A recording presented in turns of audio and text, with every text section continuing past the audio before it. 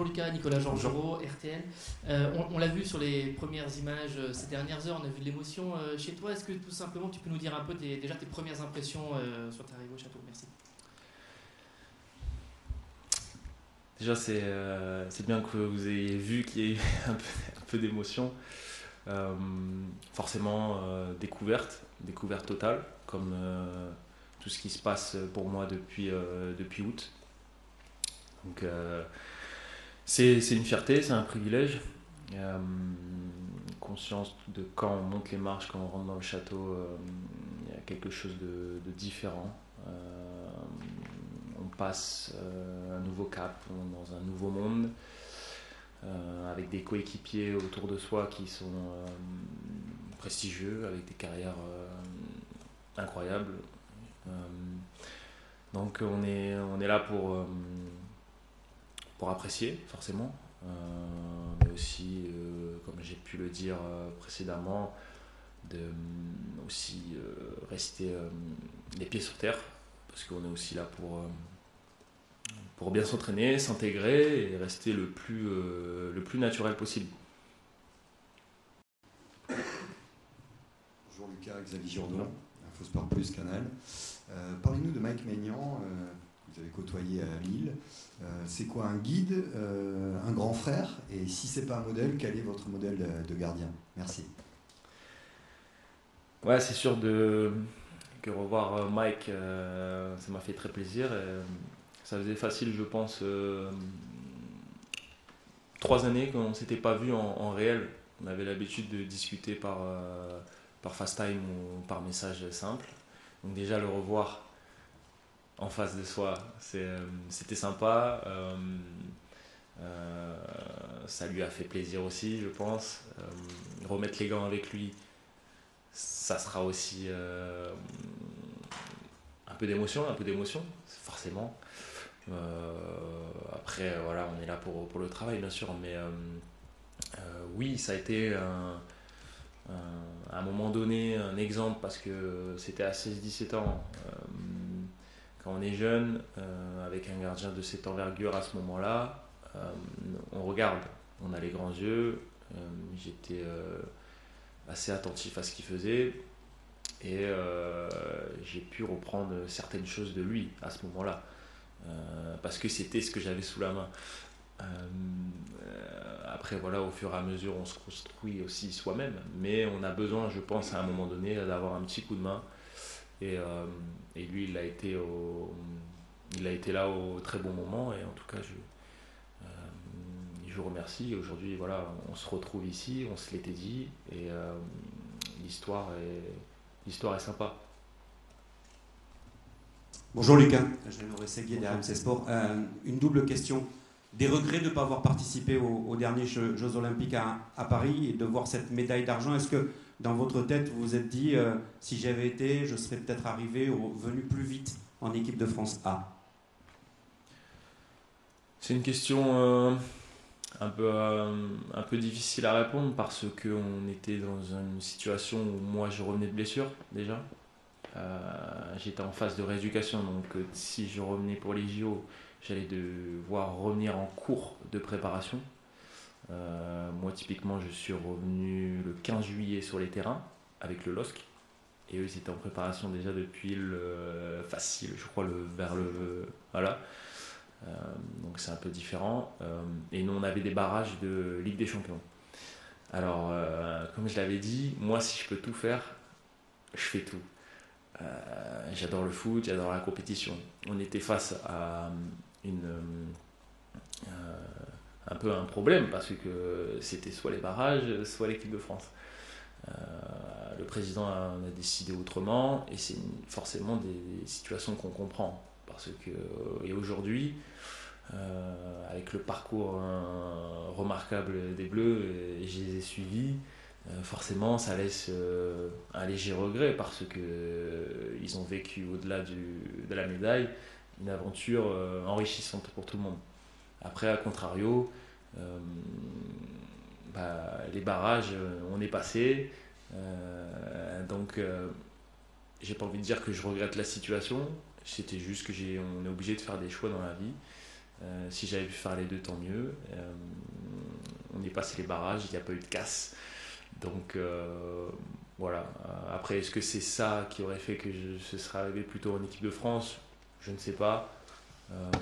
Je pense surtout qu'aujourd'hui, c'est en grande partie aussi la Ligue des Champions qui fait que je suis là aussi.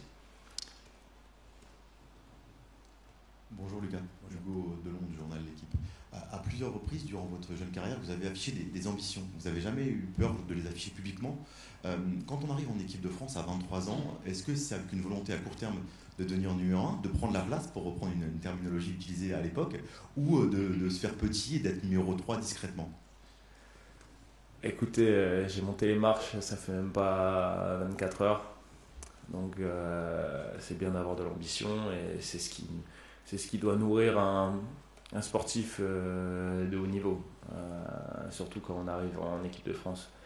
Après là on est clairement dans une phase d'adaptation, d'acclimatation avec le groupe. J'ai devant moi Brice Samba, très expérimenté, et Mike Maignan, voilà, j'en passe.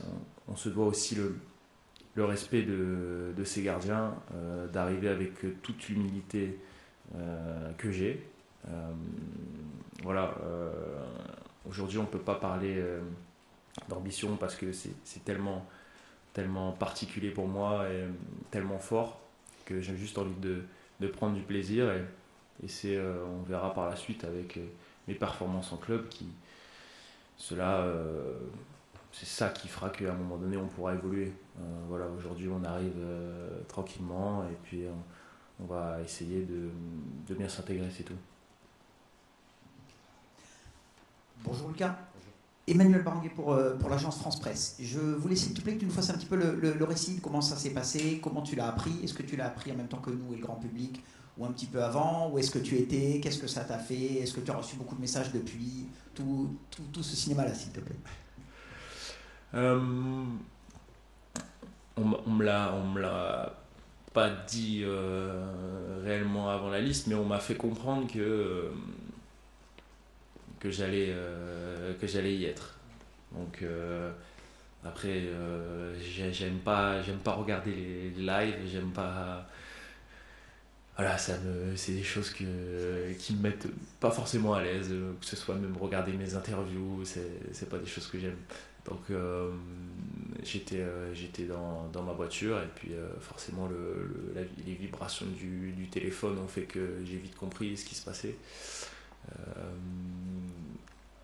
Forcément j'étais un peu le jeudi, c'était le jeudi, c'est assez épuisant aussi mentalement avec tous les messages qu'on a. On essaie de répondre à tout le monde, mais on doit aussi gérer aussi sa période de satisfaction, de se remettre les pieds sur terre, d'accepter le changement de vie.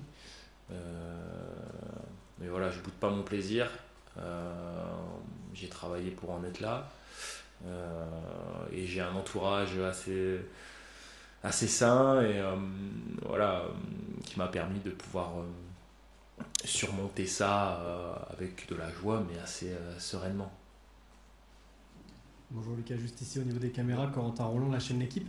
Vous dites si je peux tout faire, je fais tout. On parle beaucoup en ce moment du calendrier surchargé. Comment vous le vivez au niveau physique déjà, au niveau mental aussi? On sait que c'est important pour un gardien. Et est-ce qu'une grève des joueurs, comme certains ont pu l'évoquer, c'est le cas par exemple de Rodri, c'est quelque chose d'imaginable pour vous? Merci beaucoup. C'est sûr que le calendrier est chargé. Après moi, franchement, j'ai 23 ans. Si je me plains qu'il y a trop de matchs, j'ai rien compris.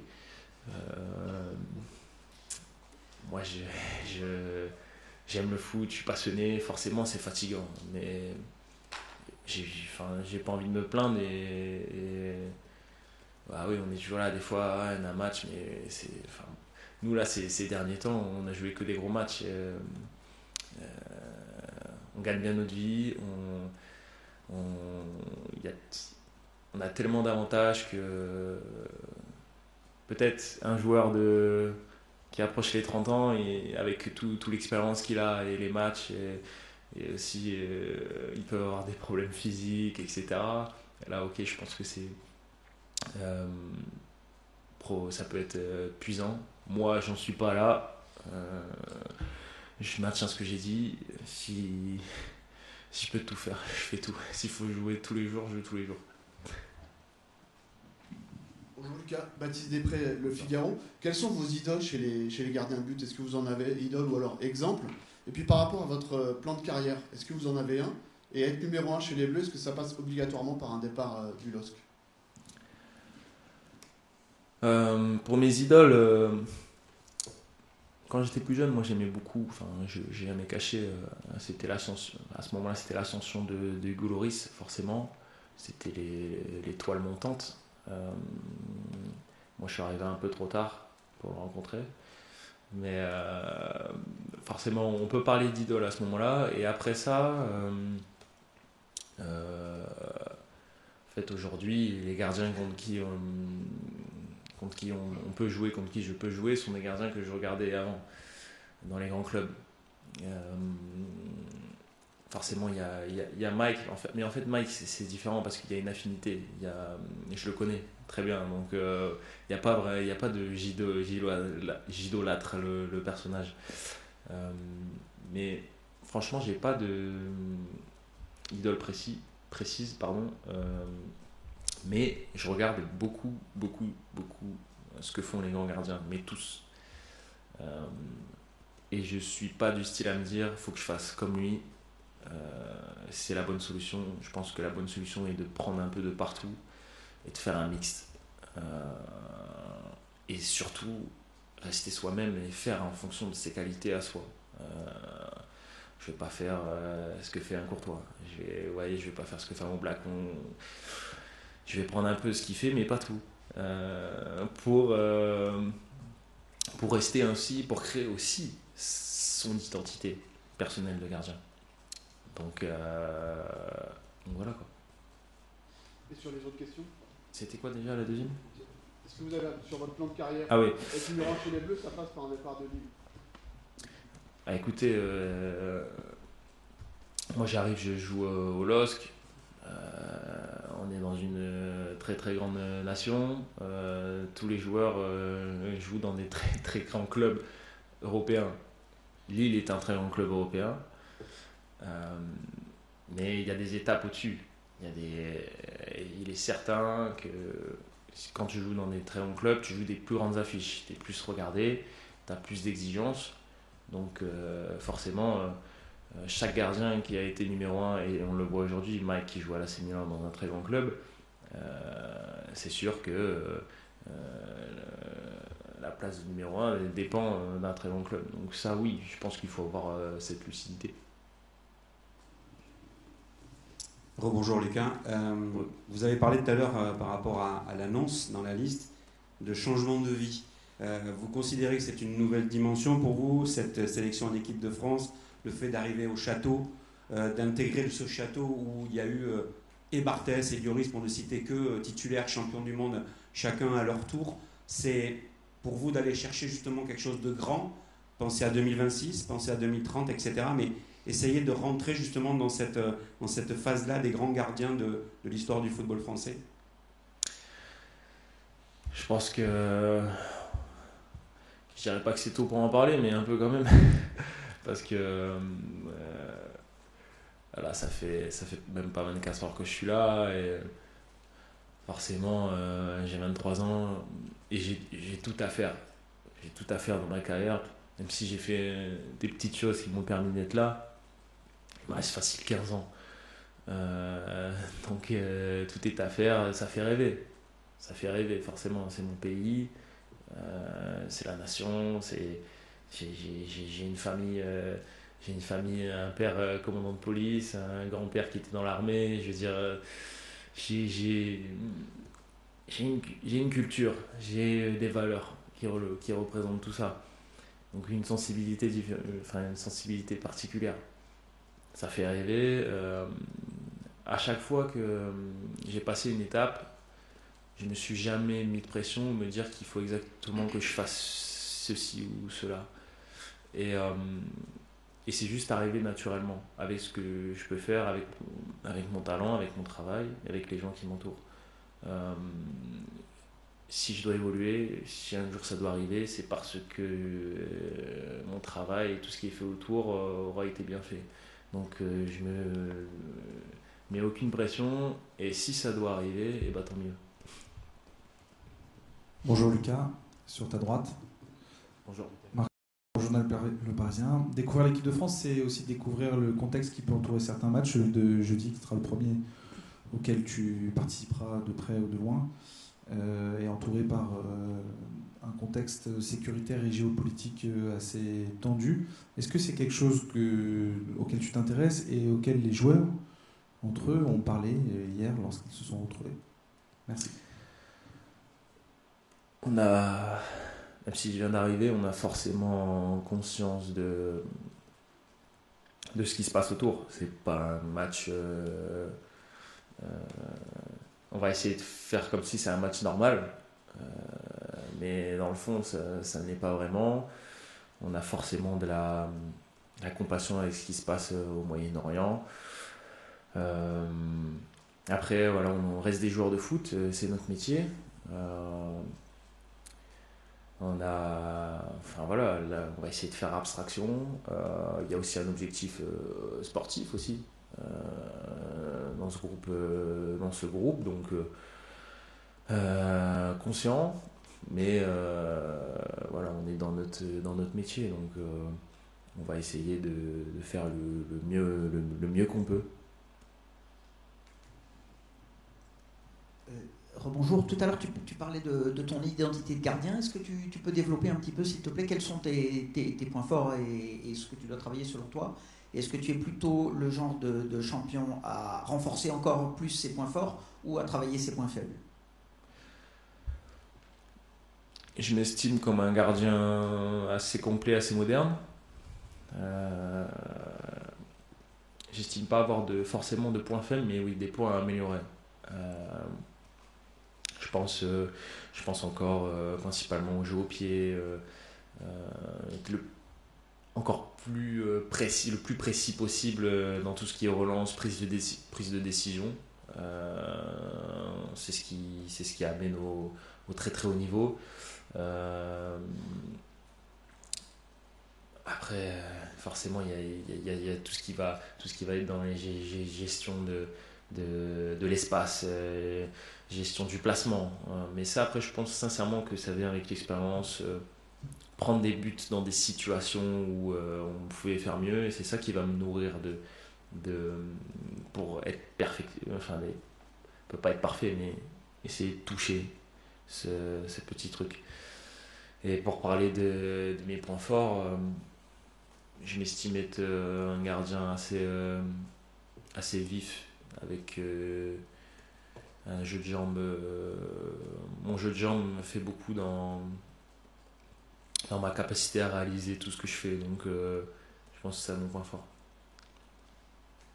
Merci Lucas. Merci beaucoup. On va Merci à vous. dans quelques minutes avec Dayo.